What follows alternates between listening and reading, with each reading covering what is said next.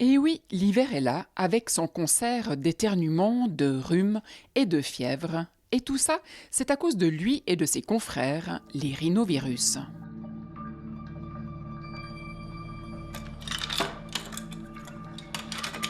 Pour lutter contre les rhinovirus, il faut d'abord les comprendre, et pour les comprendre, il faut les prélever, comme ici, directement sur les tissus du système respiratoire.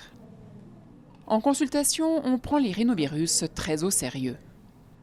C'est la première cause pratiquement d'infection chez l'humain, et c'est aussi une des premières causes de mortalité infantile, c'est une des premières causes d'hospitalisation l'hiver chez les patients âgés.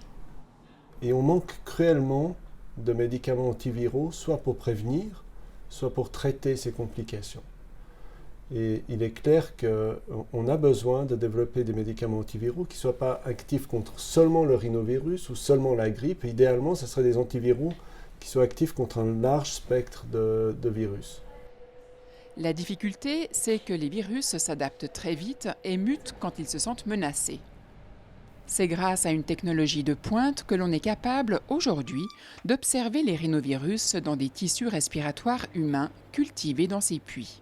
On peut analyser la défense physique du tissu, on peut analyser cette clairance mucociliaire, on peut analyser la sécrétion de cytokines en réponse à l'infection. Donc on a vraiment un mini-modèle de ce qui se passe dans les premières étapes d'une infection et c'est vraiment très utile pour nous.